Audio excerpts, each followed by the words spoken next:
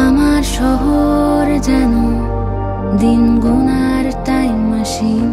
বড় পর্দায় আবারও একসঙ্গে ফিরছেন ওপার বাংলার জনপ্রিয় জুটি বিক্রম চ্যাটার্জি ও সোলাঙ্কি রায়। 2013 সালে শহরের উষ্ণতম দিনে সিনেমার মাধ্যমে তাদের রসায়ন জয় করেছিল দর্শকদের মন। এবার সেই সিনেমার সিকুয়েল শহরের উষ্ণতম দিনে 2-তে আবারও একসঙ্গে দেখা যাবে তাদের। দেখা হবে আরেকদিন।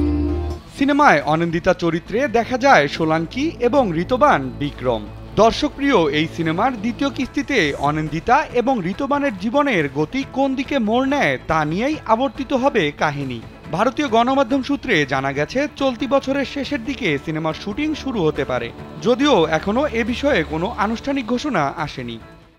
স্যান্ডেলিনা সো, রূপচর্চায় আভিজাত্য। এই মুহূর্তে বেশ ব্যস্ত সময় পার করছেন বিক্রম ও সোলাঙ্কি।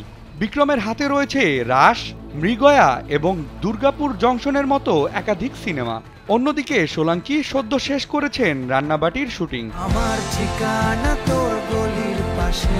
টলিউডে সিকুয়েল সিনেমার ট্রেন্ড নতুন কিছু নয়, তবে বিক্রম সোলাঙ্কি জুটির অনুরাগীদের জন্য এটি নিঃসন্দেহে দারুণ খবর। শহরের উষ্ণতম দিনে 2 সিনেমাটি তাদের নতুন রসায়ন কিভাবে ফুটিয়ে তুলবে সেটাই এখন দেখবার বিষয়।